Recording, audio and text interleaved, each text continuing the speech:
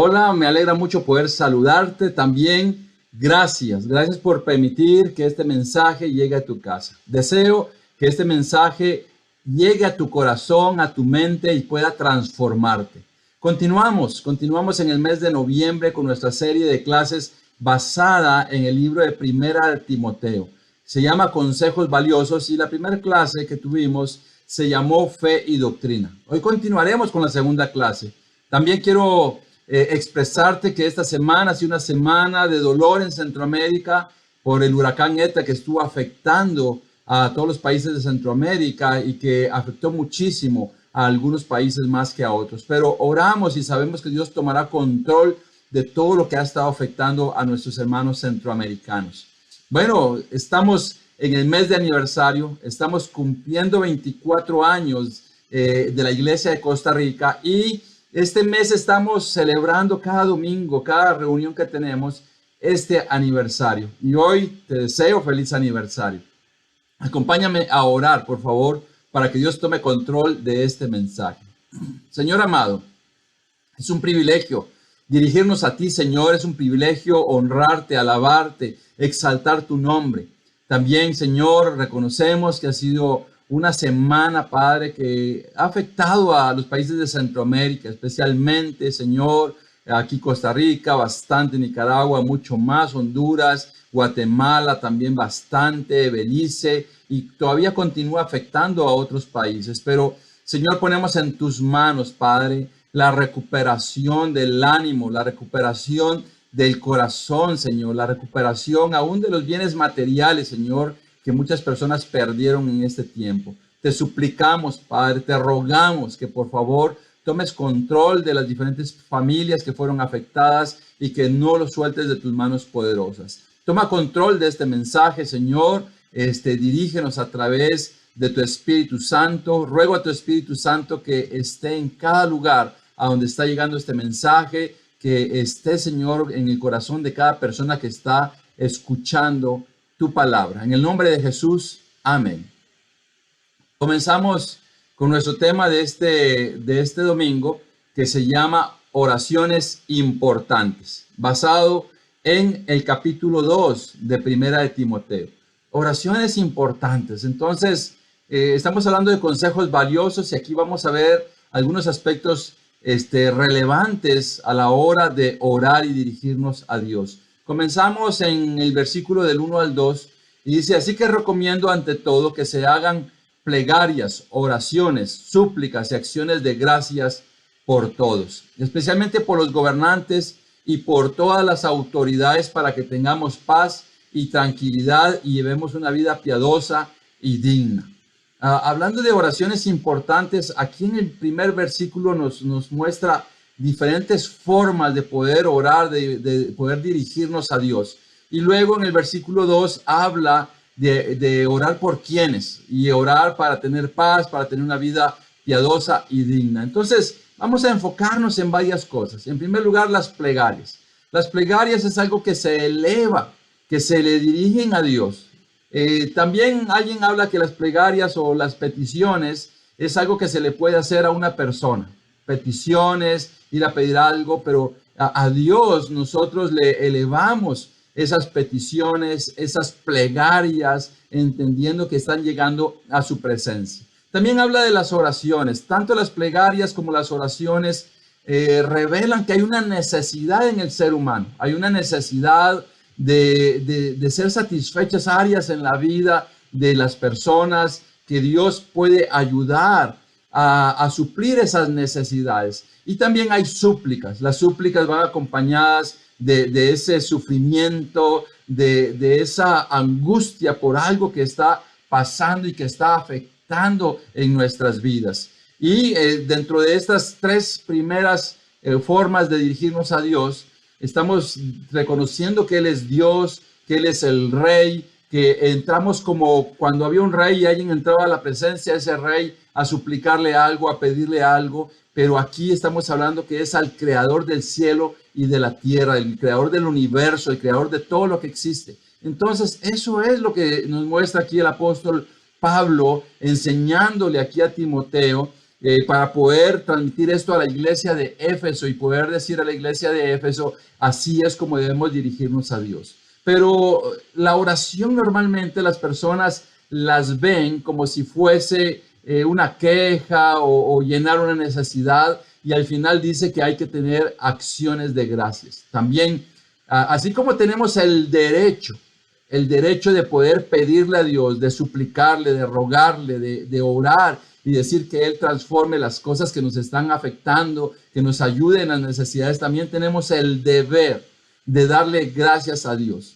Si oramos constantemente, no debemos de dejar de dar acciones de gracias a Dios, porque Dios siempre nos está ayudando, está respondiendo, y es algo que debería estar involucrado en nuestras vidas y en nuestras oraciones. Pero la siguiente cosa que dice que hay que orar por los gobernantes y las autoridades. En ese entonces hablaba que había que orar por el rey. Y en ese entonces los reyes estaban persiguiendo a la iglesia, los reyes estaban gobernando de una manera terrible al pueblo de Dios. Y el pueblo de Dios siempre ha orado para suplicar a Dios por los gobernantes, para que esas personas puedan dirigir a una vida de paz y tranquilidad. Eso es lo que se persigue, el orar por las autoridades. No solamente orar por ellos, sino orar para que ellos se puedan transformar y volver a Dios, que ellos puedan dirigir una nación o dirigir un pueblo, pero también siendo personas que se volvieron a Dios y que le entregaron sus vidas a Dios, le entregaron sus vidas para hacer su voluntad, y de esa manera que pueda haber paz y tranquilidad. En ese entonces eran los reinados, ahora es en las naciones. ¿Para qué? Para poder tener una vida piadosa y digna, una vida agradable, una vida en donde podemos hacer cosas agradables y vivir dignamente. Esa es la forma, para eso oramos, por eso son las oraciones importantes. Y eso, el pueblo de Dios siempre ha hecho esto, siempre ha orado por los gobernantes, y a veces los gobernantes más terribles. Ahí ha estado el pueblo de Dios orando como lo hacía en ese entonces. Ahora el pueblo de Dios sigue orando, y te animo a que sigamos orando y sigamos pidiéndole a Dios que sea Él el que pueda transformar a todas las personas que están en el gobierno, para que todas las personas puedan vivir con dignidad, con una vida piadosa, haciendo lo que a Dios le agrada. Eso es lo que nos enseñan estos dos primeros versículos. Pero continuamos. Dice el versículo 3 y 4. Esto es bueno y agradable a Dios nuestro Salvador, pues Él quiere que todos sean salvos y lleguen a conocer la verdad. Volvemos a ver aquí que va uniéndose, que este tipo de súplicas, oraciones, peticiones, ruegos, acciones de gracias, dice que eso le agrada a Dios, y orar también por las autoridades le agrada a Dios. ¿Y por qué le agrada a Dios? Varias cosas.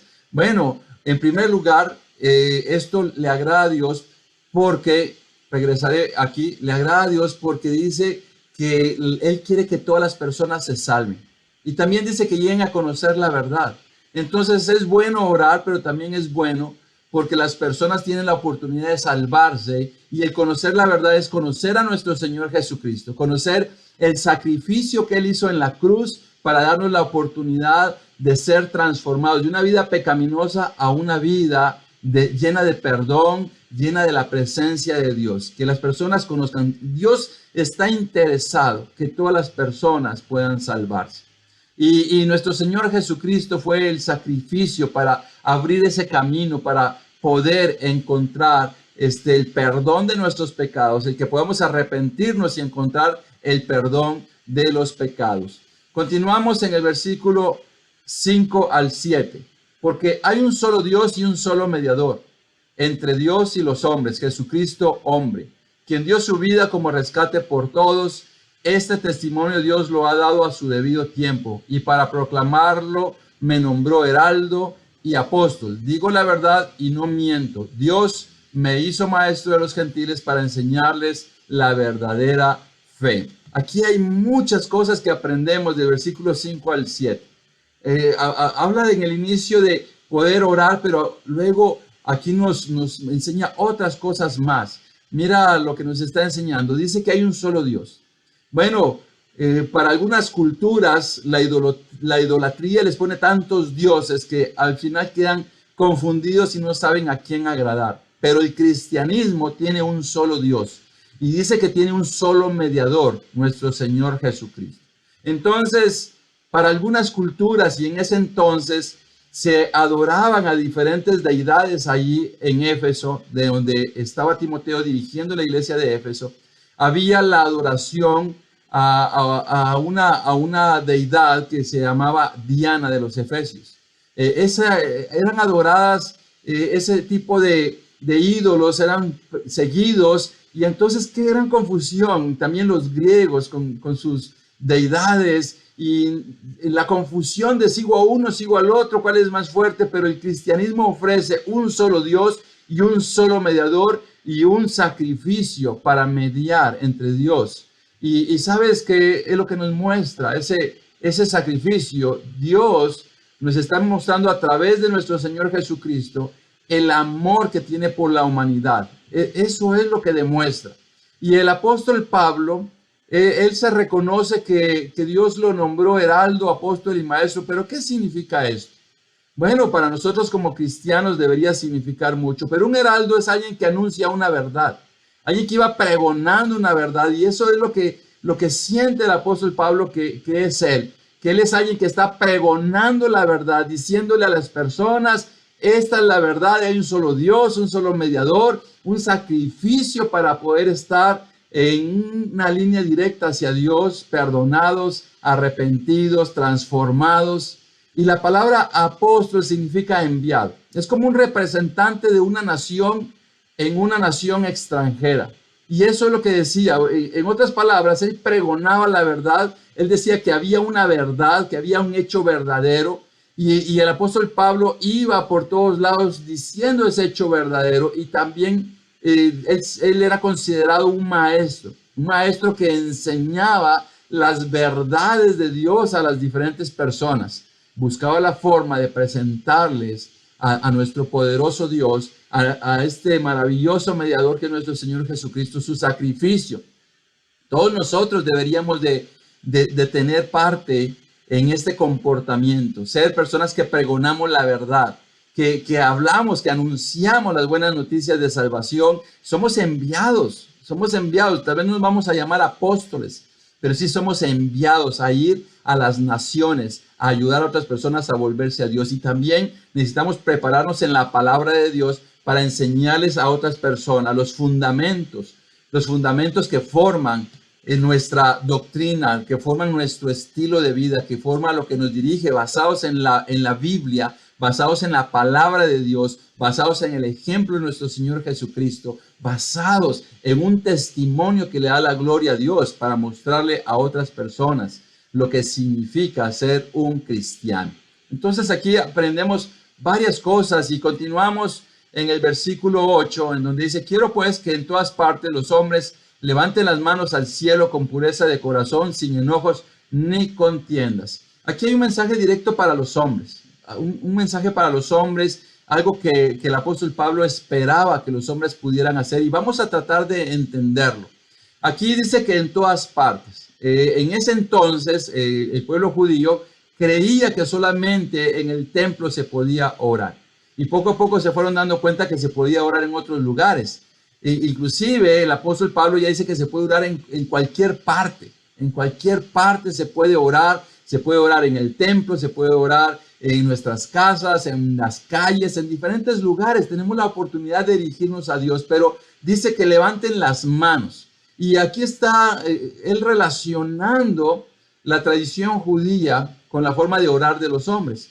¿Qué es lo que él está relacionando? Que en ese entonces, cuando se ofrecían sacrificios a Dios a través de animales que se sacrificaban, el que ofrecía el sacrificio ponía la mano en la cabeza de ese animal para ofrecerla. En otras palabras, está diciendo: tengo las manos limpias. Tengo las manos limpias, tengo una conciencia limpia, estar purificándonos constantemente y encargarnos de poder dirigirnos a Dios con las manos limpias. A veces podemos tomar literal el orar con las manos levantadas al cielo.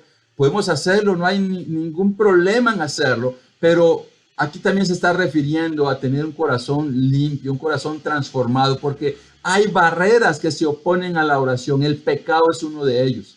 El pecado hay que hacerlo con pureza de corazón. hablaba de enojos, hablaba de contiendas, este versículo 8, y muchas personas pueden tener enojos en sus corazones, cosas que no han perdonado y están dirigiéndose a Dios y no se están dando cuenta que aún nuestro Señor Jesucristo nos enseñó a orar y decía que perdonáramos a los que nos ofenden.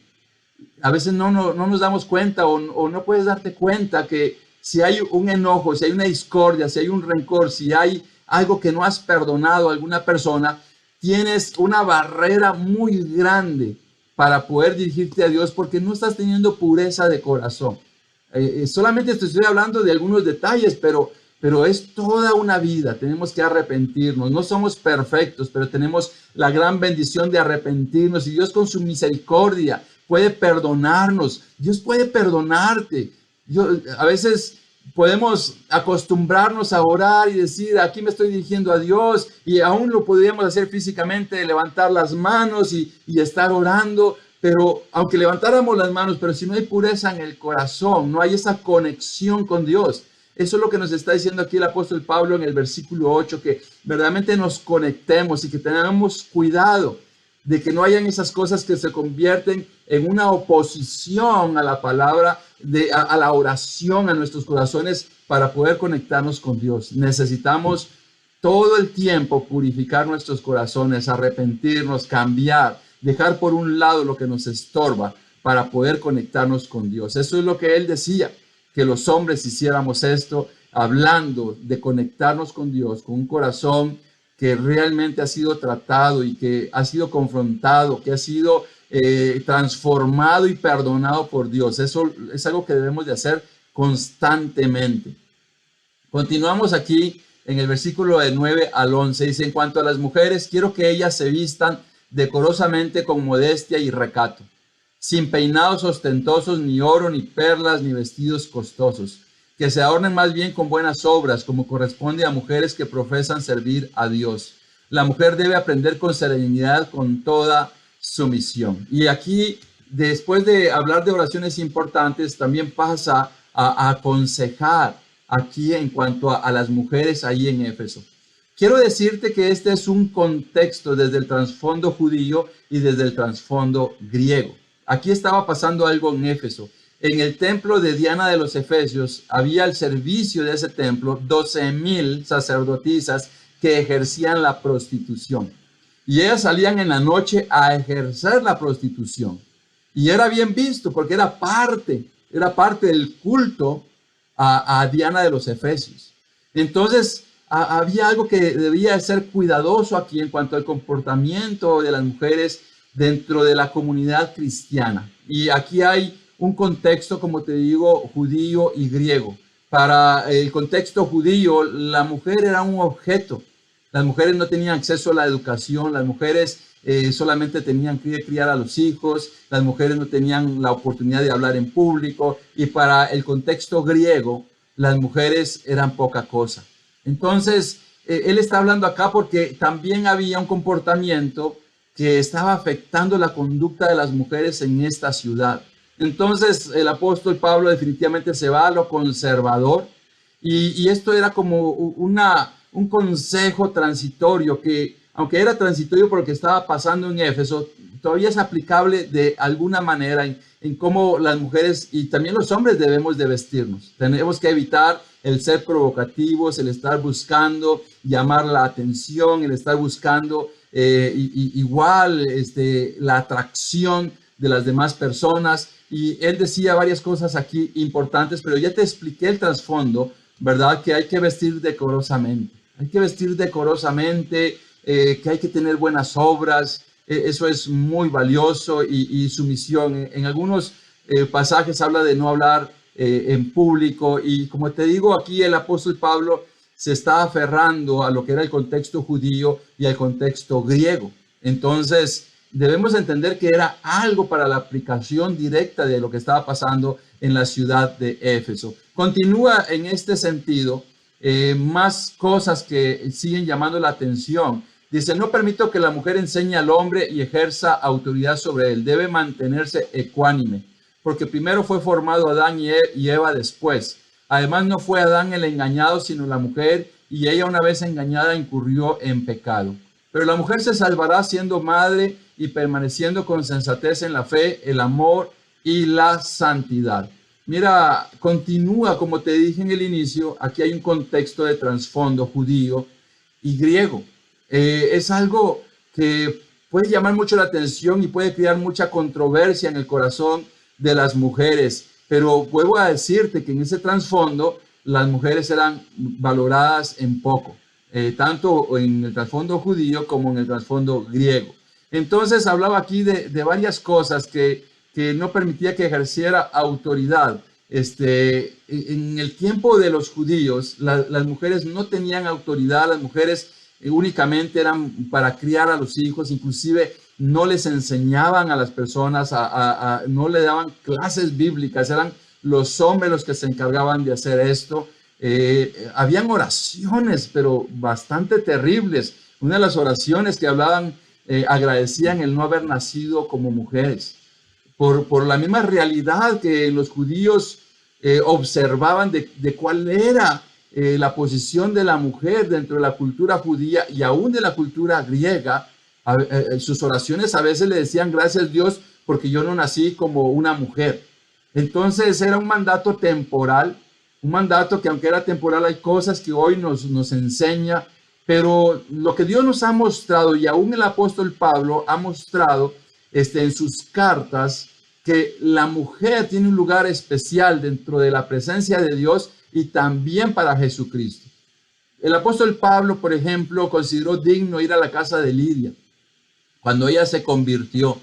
Él fue a su casa y la consideró digna de ayudar a ella a volverse a Dios, de tener esa conversación. Imagínate un judío con una mujer que no era judía. Y entonces él la considera así. También en otro libro habla de Evodia y Sintique, aunque ellas estaban en conflicto en la iglesia, pero él les tiene una alta estima. También el apóstol Pablo dice: no importa ser judío, griego, esclavo, libre, o hombre o mujer.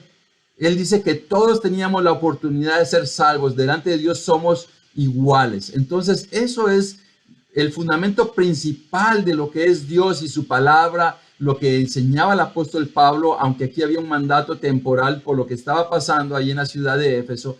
Y también Jesucristo le dio un lugar especial a la mujer.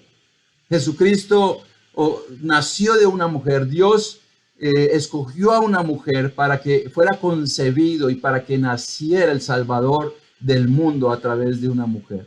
Jesucristo estaba rodeado de mujeres. Era en alta estima para él las mujeres. Había mujeres que habían sido rechazadas. Y recuerdo el pasaje de la mujer adúltera cuando querían lapidarla. Casualmente al hombre no lo llevaron y a la mujer sí, la iban a lapidar. Y Jesucristo dijo: el que esté libre de pecado que tire la primera piedra. Y esta mujer quedó sola porque todos los que querían asesinarla se fueron, y Jesucristo le dijo: yo no te condeno tampoco. Es curioso que cuando Jesucristo resucitó se le apareció a varias mujeres. Las mujeres en ese entonces, por la cultura judía, no eran consideradas dignas de confianza. Sin embargo, Jesucristo se apareció a ellas y las consideró dignas de confianza para poder darles un mensaje a los apóstoles. Él les dijo a las mujeres a las que se les apareció cuando él resucitó, les dijo: vayan y díganle a los apóstoles que vayan al lugar donde yo me voy a reunir con ellos. Y es increíble que él confió ese mensaje, esa comisión a estas mujeres. Ellas llegaron, lo hicieron realidad, y ahí Jesucristo se unió con ellos donde habían acordado. Pero eran las mujeres. Había mujeres en el ministerio de Jesús. Él les dio un alto honor. Recuerdo a la mujer samaritana, que los discípulos de Jesús estaban asombrados de cómo él podía hablar con una mujer samaritana, él siendo judío. Y cómo él se llenó de compasión, conversó con ella y le ayudó a botar todas las barreras que tenía ella espiritualmente dentro de su corazón para poder verlo a él como el Mesías. Esta mujer fue transformada por Jesús y ella fue al pueblo a decir que había encontrado al Mesías. Aquí vemos, los judíos no tenían trato con las mujeres. Y aquí vemos, inclusive los rabinos más entregados no saludaban en la calle a las mujeres, incluyendo a su esposa, una hija o una mamá. Se abstenían de saludarlas en la calle por la misma idea que tenían de cómo deberían de comportarse con las mujeres, pero Jesucristo nos dio una gran enseñanza. El apóstol Pablo también lo escribió en otras cartas. Hay más cartas donde él levanta y le da un lugar especial a las mujeres. Así que por eso hoy en día nuestras congregaciones están conformadas por hombres y mujeres que delante de Dios somos lo mismo. ¿Por qué? Porque Jesucristo nos enseñó que una mujer tiene un lugar especial en el corazón de Dios, al igual que los hombres, al igual que todos. Entonces, esas son cosas importantes que la Biblia nos enseña y qué maravilloso poder tener una carta que nos pueda enseñar tantas cosas, la palabra de Dios que nos enseña tantas cosas para poder vivir lo correcto. Por eso se escribió esto en un tiempo transitorio, en un tiempo basado a los contextos de las culturas que ahí estaban. No nos olvidemos que las iglesias están formadas por paganos ahí en esa parte griega y también por personas de trasfondo judío, que muchas iglesias estaban formadas por personas que venían del judaísmo. Entonces ellos entendían muchas de las cosas que el apóstol Pablo les estaba hablando y ellos lo entendían a la luz de su cultura. Entonces son de las cosas que la palabra de Dios nos ayuda a aclarar para que no cree este tipo de cosas confusión y afecte el corazón de las personas. Alabo a Dios porque tenemos el acceso a Él, podemos llegar con plegarias, con ruegos, con súplicas, con oraciones, pero no nos olvidemos de darle acciones de gracias. Y tanto hombres como mujeres tenemos en general la oportunidad de presentarnos delante de Dios como seres iguales, de alta estima para Dios, pero de alta estima entre unos y otros. Vamos a ir a algunas conclusiones de nuestro mensaje de este día y algunas de ellas vemos que el capítulo se basa en oraciones importantes y aspectos relacionados con las mujeres. Se pueden hacer plegarias, oraciones, súplicas, acciones de gracias. Aprendimos que hay un solo Dios, un mediador y un sacrificio. Pablo es visto como heraldo, apóstol y maestro, y también nosotros deberíamos de experimentar ese tipo de testimonio y conducta.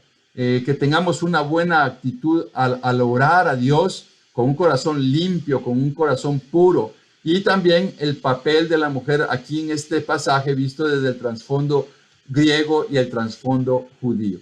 Entonces, aprovechemos todo esto para estar completamente convencidos de que podemos estar cercanos a Dios.